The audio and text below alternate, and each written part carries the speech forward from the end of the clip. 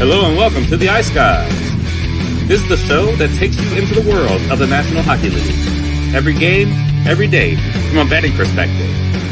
With pro sports handicappers, Ian Cameron, Alex P. Smith, and various guests from the world of hockey and sports betting. And now, here's your host, Ian Cameron. Welcome to the Ice Guys, a Beantown Friday edition of the Ice Guys, presented by Boston Hemp Inc. Friday, April 26th. Ian Cameron with you. I don't know where Alex is, quite honestly, but hoping he's able to join us here in a few moments. And we are ready, though, for a Friday NHL card with 4 games tonight. This is a really exciting slate tonight. We've got 3 series that are locked up at 1 game apiece going into Game 3. And then, of course, you also have Rangers Capitals, with the Rangers trying to do what both Florida and Carolina did last night, seize complete control of the series and go up 3-0 tonight in that series. So we got 4 good games tonight. Looking forward to them. Before we get into that, just quickly on last night, it was a Patreon exclusive live betcast night. It was a lot of fun, as always. Appreciate those of you that joined us on the stream, those of you that tuned in. And if you joined us on the stream and you tuned in, that means you are subscribed as Patreon members. And we can't thank you enough for your support, that you are Patreon members for just $10 per month. And very, very excited to have you supporting the show like that. And we've got another Patreon exclusive live betcast coming up on Tuesday next week. So make sure you join us for that. And if you're not subscribed yet, there's still plenty of time to get on board. Of course, patreon.com/Ice Guys, just $10 per month. But it was a fun betcast last night. And we had Jordan Sambrook, an old friend of the show, currently playing in the East Coast Hockey League, Florida Everblades, in the first round of the Kelly Cup playoffs. He stopped in on the betcast last night as well for a little bit. So it was good to have him on the betcast last night as well. So once again, just a very fun night on the betcast, and looking forward again to the next one, which will be coming up on Tuesday next week, April the 30th. So definitely looking forward to that. Let's look back on last night. We had, of course, the two games, and really it was Florida and Carolina taking control of the series in both of those games. They ended up, it was a pretty solid night for both teams. Tampa Bay, you figured that this was not going to go well for them really early in that game, where we saw the Tampa Bay Lightning have multiple power play chances early, couldn't convert on any of them. And if their power play is not going, it's going to be tough for them in the series, because at 5-on-5, Florida has proven themselves to be the better team. So that's basically the way the game went. Definitely momentum toward the Florida Panthers after killing those penalties. Of course, they did tie it. It was a brutal beat for us with over 1.5 in the first period last night. It looked like the Tampa Bay Lightning tied it in the final seconds of the first period, but unfortunately, the goal gets called back due to offside. And as a result, the first period does stay under. But it's been a weird series with the totals, because the first 2 games of the series in Florida, first period goes over and the full game stays under. We saw the reverse happen last night. First period actually stayed under and the full game ended up going over the total. So we're definitely excited to see how this goes. But definitely I like the way Florida responded. And really, when you look at it, how great they were on the penalty kill last night, with just taking away all the offensive end of the ice, sticks in the passing lane. It was very difficult for Tampa Bay to move the puck seamlessly in the offensive zone, especially when they had the man advantage. You just have to give Florida a ton of credit for that, and the way they were able to get the job done with the penalty kill. So great job again by Florida last night. They get the win over the Tampa Bay Lightning, and now they go up a commanding 3-0 in the series. Bobrovsky was very solid again in victory. There's not really much he could have done about any of the goals, really, that Tampa Bay scored. One's a seeing eye shot. One was the Stamkos deflection. One was a terrific pass to Nick Paul, who cashed a goal prop for us, by the way, last night to make it interesting at the end. But nevertheless, Florida gets the job done. Exactly, Scott Carpenter. Exactly. Finally hit on Nick Paul. It was bound to happen. The guy has really stepped his game up offensively, late in the season. He had chances in the first 2 games. So it was really nice to see him finally get on the board and score that goal for Tampa Bay last night, even in a losing effort like it was. Carolina and the New York Islanders, you knew it was going to be trouble for the Islanders as soon as they fell behind 2-0 in that game. You can't dig yourself a hole against Carolina and expect to live to tell about it and come out on the winning end of it. They did battle back. Patrick Waugh, the Ilya Sorokin switch in goal did not last long. He ended up getting pulled, and they ended up going back to Semyon Varlamov in that game. And he's already confirmed that Semyon Varlamov will be in net for a must-win Game 4 facing elimination for the New York Islanders on Saturday afternoon. I'm not sure it's going to matter, at this point of the series. But again, credit to the Carolina Hurricanes. They take a 3-0 series lead. They got some key saves from Frederik Andersen. I will say this about the Islanders. The third period, they did show some life. They cut it to 3-2. They had some chances. A tremendous save sitting on his backside, essentially. Frederik Andersen somehow reached up, got the glove on it. It was a really good save to be able to keep that Carolina lead intact. And then they pulled the goalie. And what I was impressed with Carolina is they gave the Islanders very little when the Islanders had that extra attacker in the final minute or two in the third period. It was just they were swarming the Islanders. The Islanders really could not get set up in the offensive zone. It just, typical Carolina. This team, very adept at defending, very adept at protecting a lead. And they did so once again last night in that 3-2 win over the New York Islanders. So Hurricanes win, Panthers win, pushing the Lightning and the Islanders respectively to the brink of elimination and the brink of getting swept here in the first round. All right, let's get into tonight's games. We've got 4 on tap. We will begin with the New York Rangers taking on the Washington Capitals. 2-0 series lead for the Rangers. -170 road favorites, the Rangers here in this one. Total 5.5, pretty much across the board in this game. The Washington Capitals, better effort from them in game 2. Certainly offensively it was. They did not generate enough chances, shots. It was a very, very, very, very poor effort offensively in terms of just getting opportunities in game 1. They certainly did a better job of that in game 2. They got the first goal early in the first period. Unfortunately, they've taken some penalties.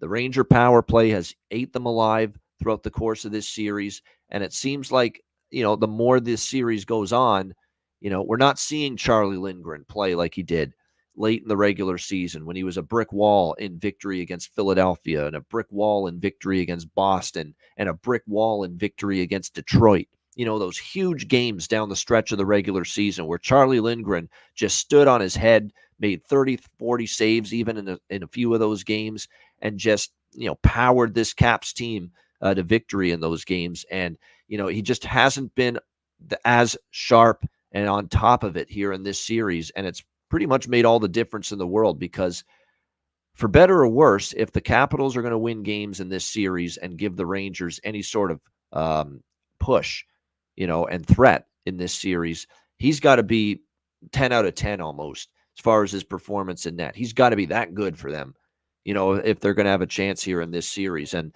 unfortunately, his play has declined a little bit, and we've seen it affect Washington's ability here to shut down this Rangers attack. And, the Rangers are a scary group up front when they've got things rolling. They got Matt Rempe scoring a goal already in this series down on the 4th line. They've got a pretty solid third line, Kakko, Wenberg, and Cooley. But right now, Kreider's, Zibanejad, Roslovic, Panarin, Trocheck, and Lafreniere, the top 6 forwards for the New York Rangers are making a difference, and they are all contributing to the offensive production and the output that we're seeing from this group. Like I said, they've been certainly good with the man advantage. The one flaw, I guess you could say, the Rangers had, late in the season was their 5-on-5 offense kind of stagnated at times. Not always would you see them be able to get the goal-scoring production consistently from a 5-on-5 standpoint. But here in this series, they've scored 8 goals. Only 2 of them have been on the power play. 6 of them have been at even strength. So clearly the even strength offense has been no problem for the New York Rangers here in this series tonight. You do expect Washington back home here. This is a team that was not in the playoffs last year, obviously. So the fans are probably going to be into this. This is the first playoff game they've been able to see for the Washington Capitals in a couple of years. They're not going down without a fight when you've got the likes of a Tom Wilson and a John Carlson and a TJ Oshie and an Alex Ovechkin on the team. They're not rolling over. And we saw that in game 2. That was a better game 2, even in another loss for the Washington Capitals. I don't trust them to win the game, but I do think they have a solid start here on home ice. We saw them score a goal in the opening period of game 2, coming off the loss that they suffered in game 1.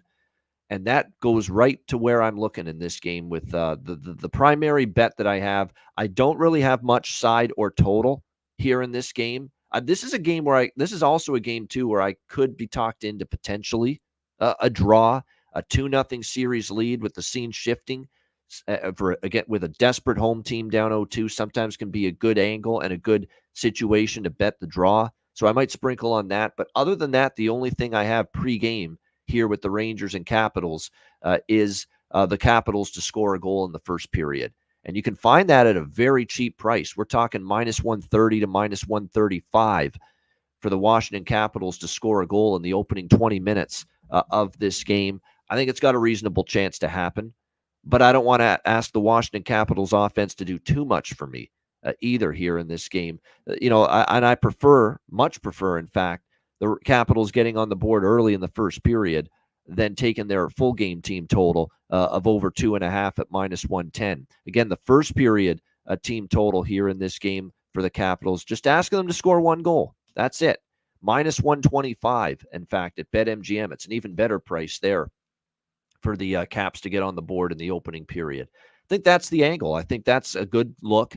I think they've got it in them to maybe jump on the Rangers quickly in a spot where they have to win this game. They scored a goal in the first. I like their start to the game in game 2 at Madison Square Garden. So, and the price is more than reasonable. To only lay $1.25 with Washington to get a goal in the first period, I'm very content with that. So for me, going to go in that direction. Just Capitals first period goal, minus 125. It's really it, and maybe a small sprinkle on the draw here in this game. Like I said, I could make a small case for the Capitals team total over 2.5, but there is nothing that I want on my betting card tonight that includes Washington winning this game. So no money line, nothing of that regard. As far as props tonight in this game, I'm going to go back to the well with Connor McMichael. I mentioned him in game 2, playing on the top line and centering it. He's got to get some kind of offensive production going from this team.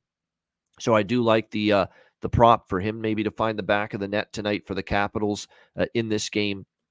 For the New York Rangers, I still think there's great value on, and he scored in game 2, Jack Roslovic, playing alongside Zibanejad and Kreider. He's really starting to get comfortable playing with those two players. We saw him score a nice goal in game 2. Jack Roslovic, there's still some good value for his props there. Lafreniere on the second line I'm interested in as well. Those are the main ones from a goal-scoring standpoint side on the New York Rangers.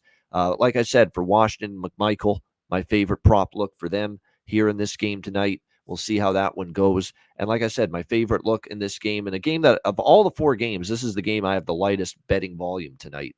I have more money in the other games tonight than this one. But for me, yes, I like the first period of Washington to get on the board at minus 125. Yeah, John Carlson, don't give up on him. I agree. Actually, it's not a bad thought. A couple people in the chat saying John Carlson goal.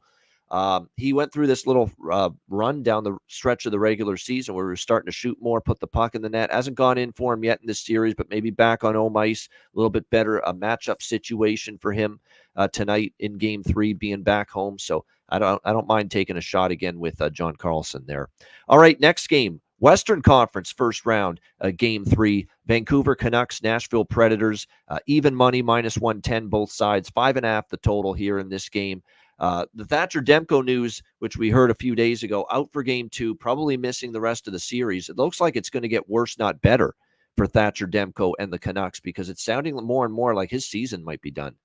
So if somehow the Canucks get past Nashville here in the first round, they don't have him available in the second round either, and possibly for the rest of the playoffs. So how does this Vancouver team respond? And it's got to be tough because Casey DeSmith, they're trying to get the players to believe in what they get from him in net with Demko out. Crowd tries to get him confident early on with the Casey chance at the beginning of game 2, and the puck goes in past him as the chants are ongoing in the first minute. I mean, it's about the worst start you could ever imagine. But Vancouver showed me some resolve. They showed me some fight here going into this in game 2, despite the fact they gave up the goal early. They ended up falling behind, by a score of 3-0 Nashville at one point. Bad rebound control on the third goal that Nashville scored. But they made it 3-1, and when they got it to 3-1, they really started to press Nashville big time.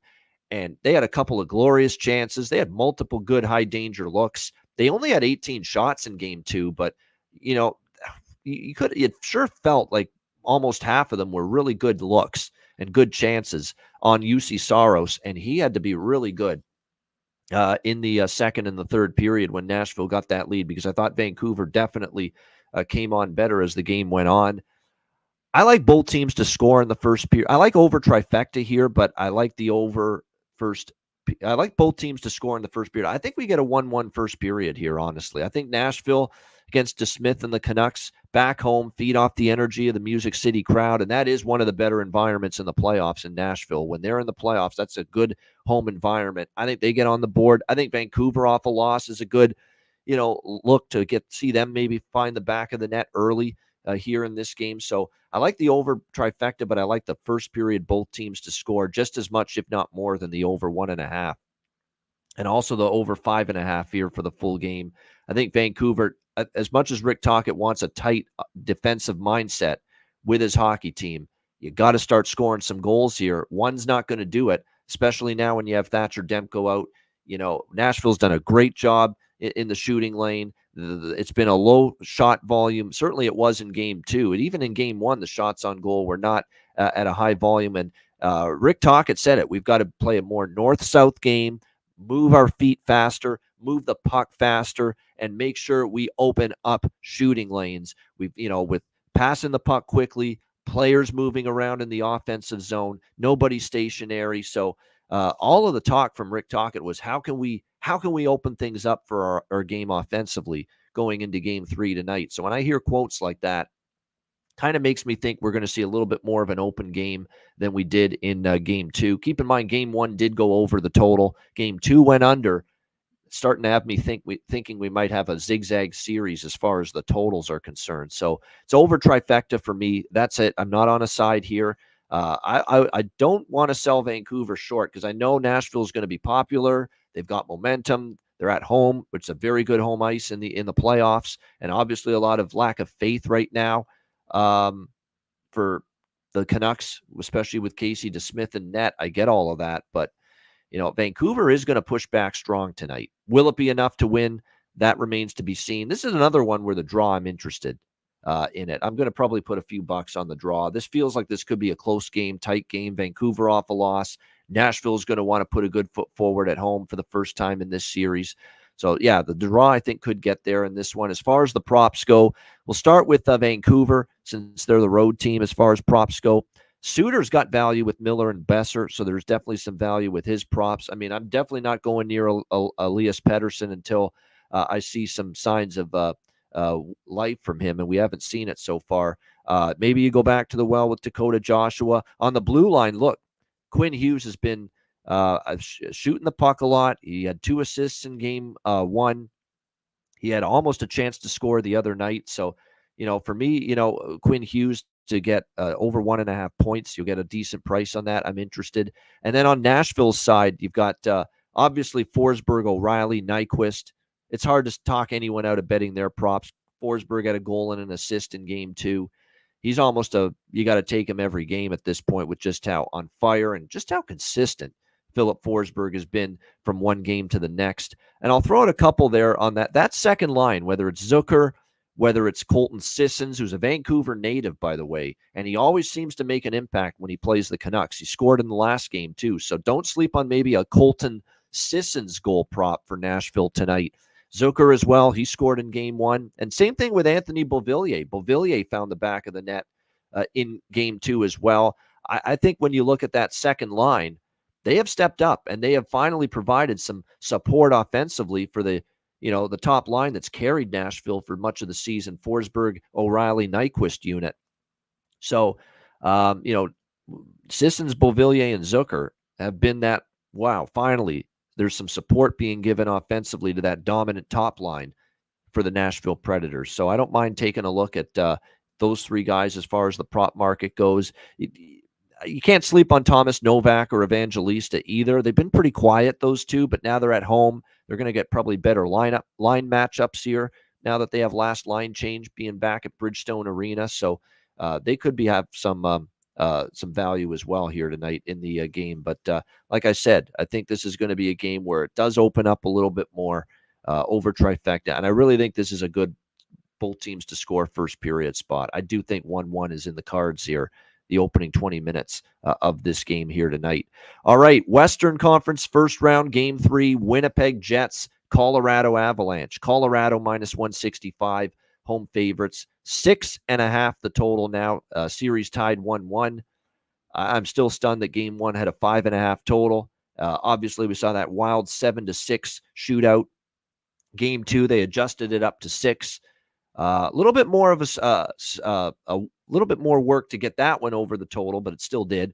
5-2 in favor of the Colorado Avalanche. And do have to, and we said it yesterday, I won't belabor the point, but we do have to give Colorado's defense, which struggled a lot late in the season, as did Alexander Georgiev, a lot of credit. They answered the bell. They know the play of the defense and the goaltending combined was subpar, and they really worked hard to fix it in game 2. They played a better game in front of the goalie. And Alexander Georgiev, when that game was still 4-2 Colorado in the third period, he did have to make a few good saves, and he did. Made a couple of really good saves. And you could see the celebration in the dressing room, winning that game 2, getting the split in Winnipeg, that they really cared about putting a good foot forward for their embattled goaltender, Alexander Georgiev, who has faced so much criticism, without a doubt, going into that game 2, and how bad he was in game 1 and how awful he was down the stretch. And it was definitely a step in the right direction for Colorado defensively and for Alexander Georgiev in net. But I want to see it again before I'm convinced that they've totally righted the ship as far as the goals against and as far as the confidence level of Alexander Georgiev. So keep that in mind. I mean, I think I'd be a little concerned here about where this is. And then you flip this around here to where this price point is. And you're always, when you're talking Colorado at Ball Arena, including in the playoffs, it always seems like you're paying a big time premium to back the Colorado Avalanche, at home. I mean, what did we see this price at for the 2 games in Winnipeg with these 2 teams, the Avs and the Jets? Winnipeg in the first round, in game 1 at home, it was basically even money, minus 105, minus 110, both sides. And then, of course, Winnipeg closed a slight home underdog in game 2. And yet now the scene switches here to Colorado. And instead of Colorado laying, minus 130, minus 140, even minus 150, which even then I think is a little bit of a stretch, minus 170 is where this opened. No, from a value standpoint, that's not the right price point for this series. Colorado is not, even on home ice, minus 170, in my opinion, over this Winnipeg team, especially with Winnipeg off a loss, especially with Winnipeg coming into a building where they've won twice already this season, 2-0 this season, once in the regular season, the 7-0 beatdown at the end of the regular season. And to me, this has the makings of a back and forth, very close, hard-fought, competitive series. To me, you can take Colorado if you want, but you're not paying a premium for them here in this game at this price. You're just not here when going into this tonight. So, like I said, I'm on Winnipeg here, plus 145. This is just too inflated of a price to me to trust Colorado in that shaky defense. And Georgiev's all of a sudden fixed after one game. No, I'm not buying it. I need to see it.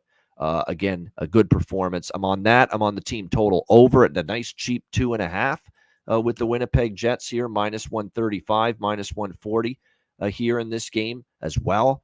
I'm perfectly content asking Winnipeg to score just 3 goals here against Colorado and Georgiev here in this spot. That's the way I see it here as far as that goes. It's going to be a 60-40 split for me. I'm going to go 60% on the team total over for Winnipeg, 40% on the money line, because this could be a game where it's 4-3 Colorado or 5-3 Colorado. Team total hits, the money line doesn't. So I do want to have a greater percentage of my investment here on the team total for Winnipeg as opposed to the money line, I should say. So it's definitely a 60-40 split for me. 60 on the team total over 2.5 for Winnipeg, around minus 135, minus 140, and then 40% on the plus 145. It seems to be the best price you can find right now with the money line here. I am back on the full game over 6.5 in this game, but I will talk about something in the Edmonton LA game that I'm doing with this game and that game. And I've got a lot more on that, and I'll mention it in a moment. As far as props for this game here tonight, it's a good prop game. I do agree with the sentiment that a lot of the people in the chat do, that as far as Nathan MacKinnon's concerned, I get that feeling he's got another level he can get to after what we've seen here in the first two games. Keep in mind with MacKinnon in game 2, he did only have 1 point, 1 assist, and 2 shots on goal. It was a pretty damn quiet night for Colorado for Nathan MacKinnon in game 2. At home, he shoots the puck a ton. At home, it seems to be even better than he is on the road. Most of his dominance has been at home this year. So it feels like a night for Nathan MacKinnon where if you go over shots or you go for him to score a goal or over 1.5 points, he could have his fingerprints all over the score sheet here tonight in this game, possibly. Val Nichushkin, I like as well. And I'm going to go back to the well with the old man, Zach Parise. Zach Parise, man, as long as he stays on the top line for Colorado, we saw him find the back of the net in game 2. He's still getting, excellent price, in the plus 350 to plus 400 range for Zach Parise to score a goal tonight. You got to look at that kind of a value when he's going to be placed with MacKinnon and Rantanen. There's still value there, in my opinion, with Zach Parise for the Colorado Avalanche as far as their goal props are concerned going into this game. Lehkonen has been great. Don't stop looking at Arturi Lehkonen either for the Colorado Avalanche. He's been very impactful. He's had his fingerprints offensively all over this series so far as well in the first 2 games. For Winnipeg, Kyle Connor, I think he's a good look. I remember he played a great game in Colorado late in the regular season. Gabe Vilardi, I think he could take his game to another level. I don't want to say he's been bad. He had a bad play defensively in game 2, which really hurt Winnipeg. He's just been a little quiet for my liking. He's had some chances. I think Gabe Vilardi can get things going a little bit tonight. It does feel, too, like a lot of people in the chat saying Tyler Toffoli. It feels like he's got to get going a little bit. He's a veteran guy. He usually is a guy that elevates his game at playoff time, but he's been pretty quiet. First 2 games here, 3 shots on goal combined, no points so far. Does feel like a little bit of a buy low spot looking toward Tyler Toffoli potentially here in the game tonight. And I'm going to go back to the well with the captain of the Jets, Adam Lowry. Adam Lowry had 2 goals in game 1. Did not score in game 2, did not hit the score sheet in game 2, but I thought he was very noticeable again. He was taking the body. He played a physical style of game. He still had chances, multiple shots on goal in game 2. And I think there's still amazing value when you're looking at Adam Lowry. And in a game like this, too, the captain leads by example, coming off a loss. You'd expect him to have another hard, strong effort, crash the net, look for a greasy goal that way. That's how he scores, Adam Lowry. So, and like I said, he's been a good playoff performer. Going back to the start of the playoffs last year, the Vegas first-round series, which Winnipeg lost, and this series combined, I think we were at 6 goals in the postseason for Adam Lowry between last year's first round and the first 2 games of this year's playoffs combined. So you've got someone that's got that kind of, track record of stepping up offensively in the playoffs like Lowry. I do think it's worth a look once again for his props here tonight. Should be a fun game. This whole series has been fun. This has been a exciting series. It certainly hasn't been a dull one. It's been end-to-end action. It's just been a lot of fun and just a lot of exciting hockey with these 2 teams, and we'll see if that continues. One last thing, and this is the thing that concerns me the most about backing Winnipeg tonight, even though I don't think they fear playing in Denver because they've won there twice already this year. I don't want to say Hellebuck's been bad in 2 games, but he can be better. He can be a lot better. He's going to have to be a lot better.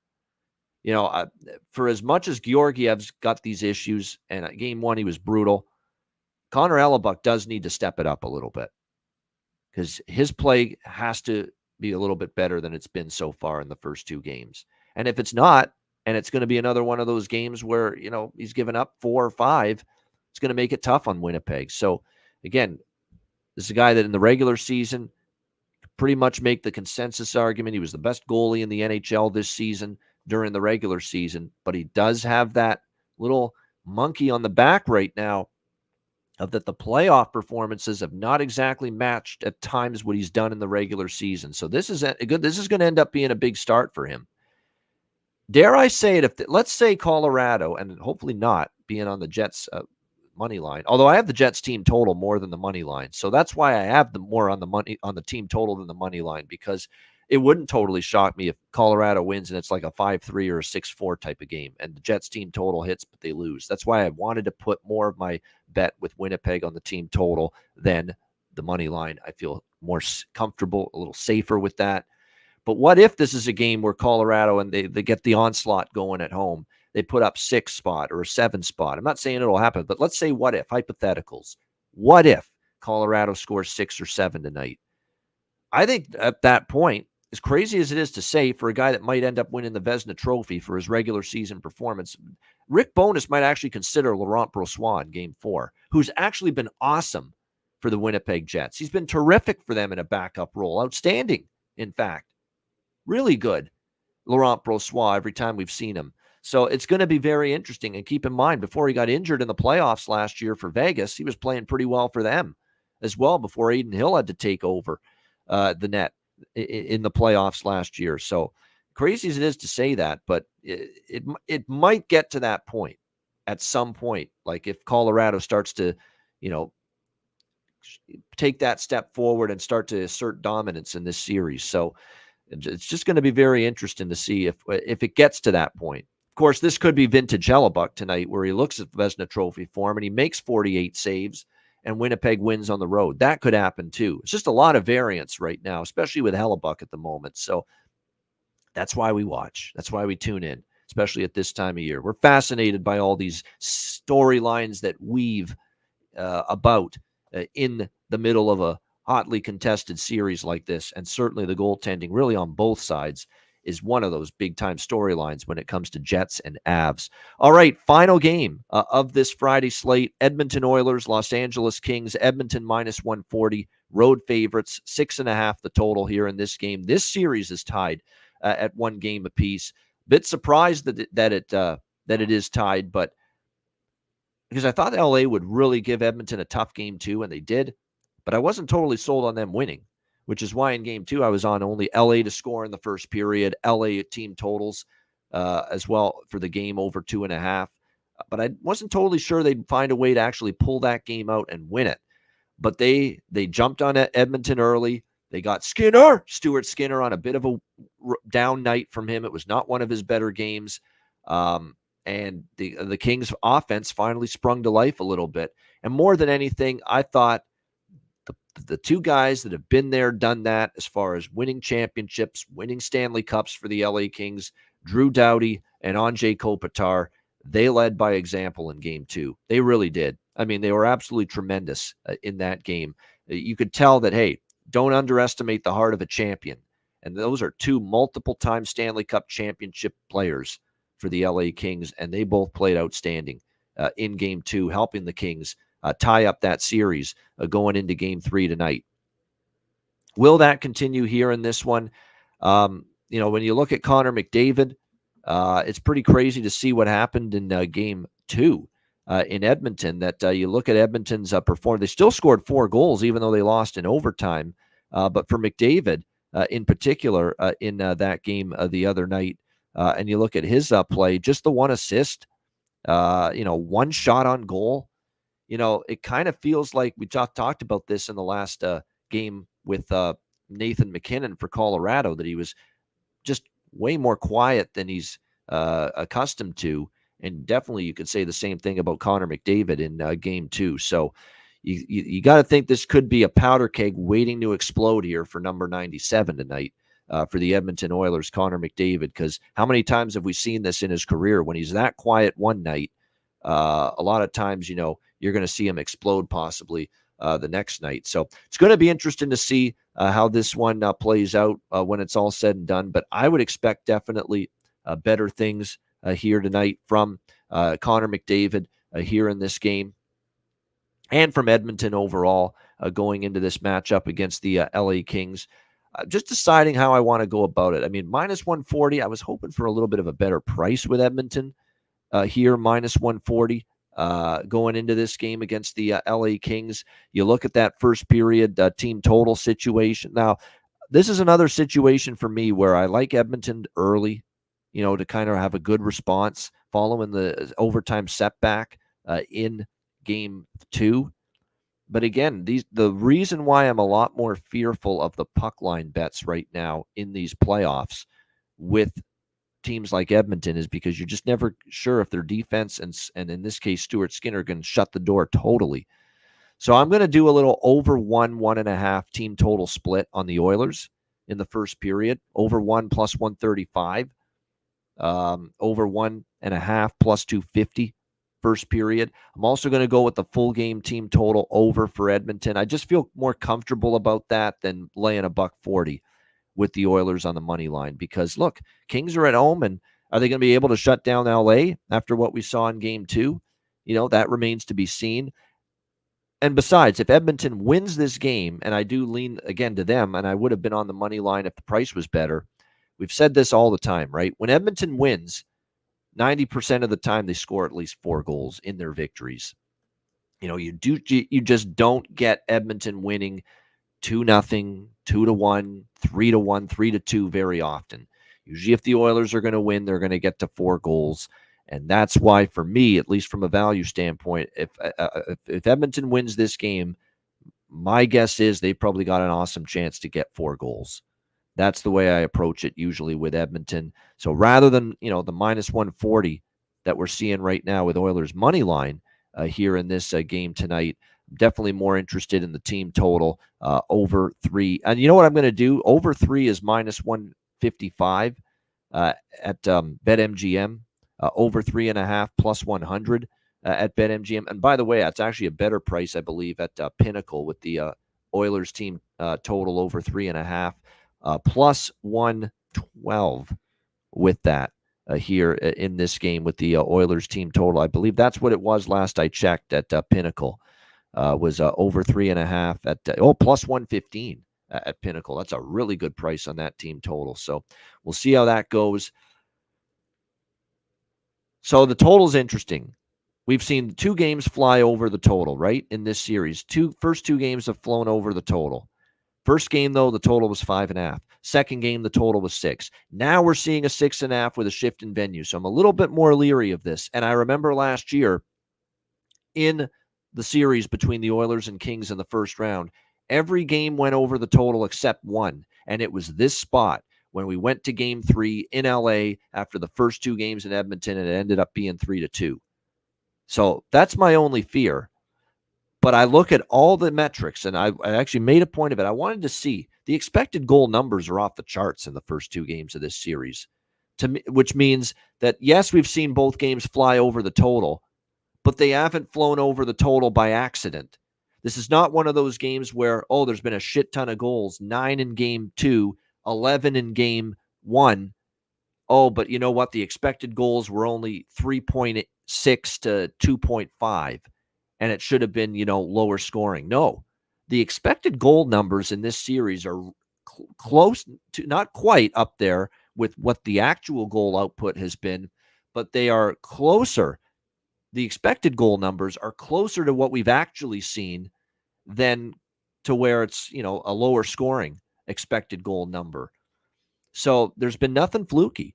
It's been more wide open than I think the Kings would like, but that's kind of the way it's been in this series so far. And the Kings have clearly shown, especially the Adrian Kempe, and we'll get to him in a moment, that they've got offense that can do damage against Edmonton. So I am going to jump on the over again I don't like it as much as game one, certainly, and I don't like it as much as game two, even. But what I do like, and this goes back, remember in the last game, I hinted at this. I am on a 2-game parlay with the Winnipeg, Colorado game and this game, Edmonton, LA. And the parlay is this because, the 6.5s in both games I like, but there's just that little part of me that's just a little leery of both of them. That maybe, we have one of these games where a goalie, gets hot, Talbot Skinner in the LA Edmonton game or Hellebuck Georgiev in the Winnipeg, Colorado game. And there's just something that keeps them from both games getting to 7 goals. But what I do like is the idea of getting both of these games down to 5.5 with the full game total. So what I've moved on here in these 2 games is a 2-game parlay, 2-game totals parlay. Winnipeg, Colorado over 5.5. Edmonton, Los Angeles over 5.5. And that is plus 156 right now at Pinnacle. And if you, regardless of what book you put this bet in, you're probably going to get at the very least plus 140, plus 145 on this. So again, that's over 5.5, full game for both the Jets and the Avs and the Oilers and the Kings. And I have more money placed on that than the individual full game overs at 6.5 for both the Oilers and Kings and the Avalanche and the Jets. I find that's definitely a bet I feel comfortable with. Getting both of these games at over 5.5. Winnipeg, Colorado, and Edmonton, LA. I feel very good that both can get to 6 at the very least.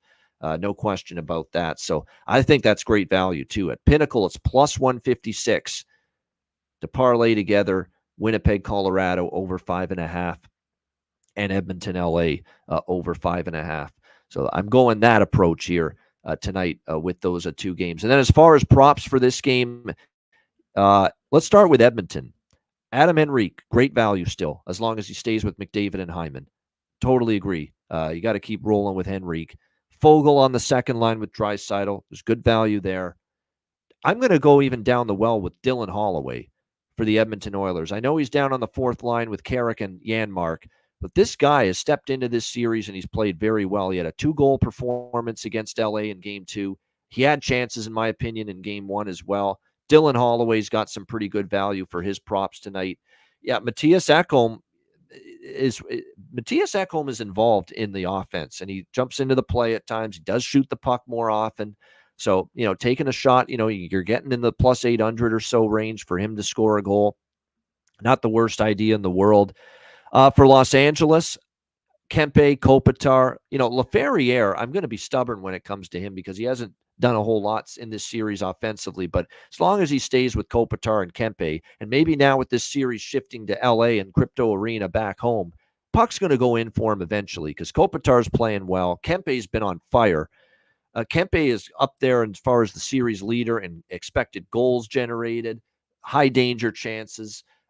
He's been dangerous almost every shift he's been on the ice. So it's almost a must at this point that you have to bet Adrian Kempe here to score a goal tonight for the Los Angeles Kings with how tremendous he has been. We'll see about Fiala and Byfield maybe down the lineup as well. Keep an eye on that. Byfield, he hasn't scored yet in this series, but he does have 3 points. All of them assists so far in this series. And I like the effort we've seen from him. He's been noticeable. He's been making good plays with the puck. Like I say, facilitating, finding his line mates. He's also gone to the front of the net as well. So I am definitely liking what I'm seeing there from Quinton Byfield's game. So taking a shot with some props for him. I wouldn't talk anyone out of that either. All right, great stuff. That is the Friday card. Shout out to everyone in the chat. We appreciate it very much. Hit the like button on the way out. We appreciate it very much. 262 live viewers. A reminder, we've got one more Patreon exclusive live betcast here in the month of April, and it comes your way next Tuesday, April the 30th. Looking forward to it. It is our final betcast of the month. We are close to announcing the next set of Stanley Cup playoff live betcasts for the beginning of May. We'll probably have an announcement on that by Monday next week, and we'll start to let you know when our next betcasts are following that one on April 30th on Tuesday, which is a Patreon exclusive once again. And a reminder, the only way to tune in and join us on Tuesday's betcast, April 30th next week, Sign up, just $10 per month, patreon.com/Ice Guys. Again, you'll have access to all of our exclusive live betcasts, daily sides, totals, player props posted on the page each and every day, goalie charts, totals charts, and more bonus content, including Player Suite interview series returning in the off season. Make sure you sign up and subscribe.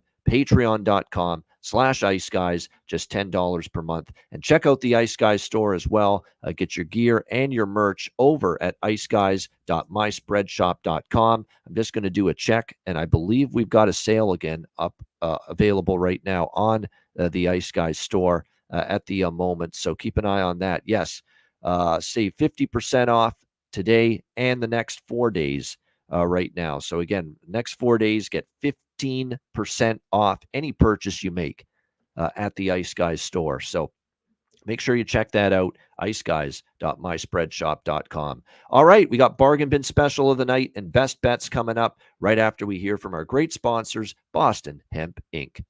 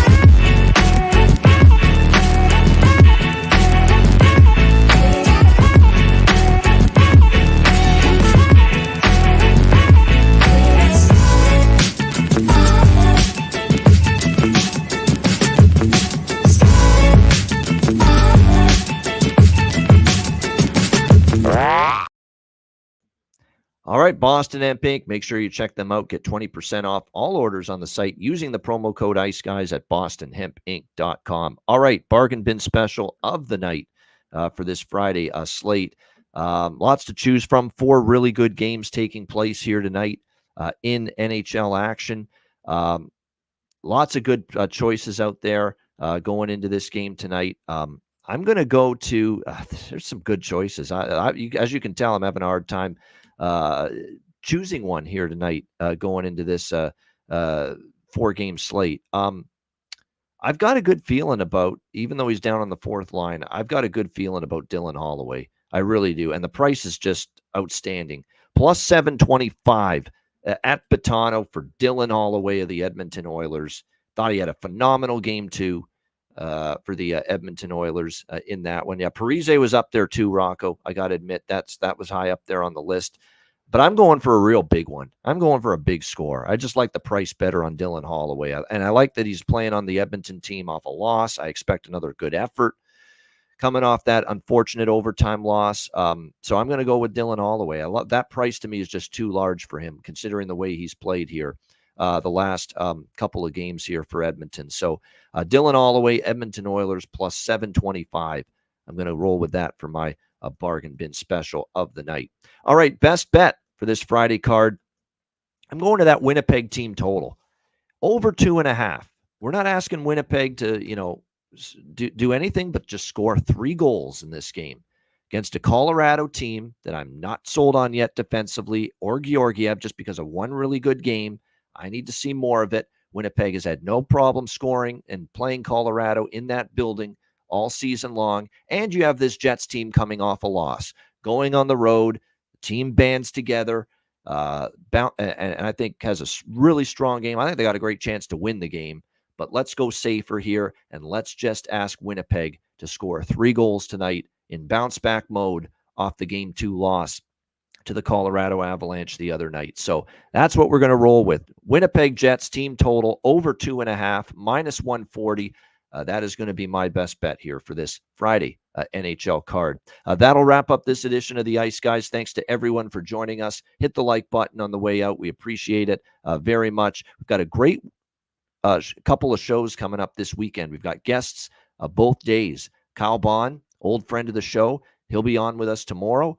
And Jeremy Williams, longtime professional hockey player, briefly in the NHL, Toronto Marlies organization, Leafs organization, a couple others in the NHL. Then he played in Europe for years. Jeremy Williams will be with us on Sunday. So a couple of guests coming up this weekend on the Ice Guys show. Looking forward to that. Reminder, the Ice Guys is live 7 days a week, Monday to Friday, 2 p.m. Eastern, Saturday and Sunday, noon Eastern. If you can't watch the show live, download the Ice Guys podcast in audio form on all major podcast platforms: Google Podcasts, Apple Podcasts, Spotify, Stitcher, iHeartRadio, Amazon Music, and more. Download the Ice Guys podcast when you can't watch the show live. And a reminder one more time, too, about the podcast. Very important. Make sure you bookmark the new home of the podcast, Bleav.com. That is BLEAV.com. So again, that's BLEAV.com. You go to that website, you go to shows, you search for the Ice Guys, and you'll definitely find us there. That is our new podcast page home where you can download the podcast audio version of the show each and every day. So again, BLEAV.com. The Bleav Network is our new podcast page home for the Ice Guys. So again, make sure you're aware of that and bookmark that page and check it out each and every day to download the podcast version of the show. With that in mind, that's a wrap. I'm Ian Cameron. Have a great Friday night. Enjoy the games and good luck. And we will be back with you tomorrow on Saturday for another edition of the Ice Guys.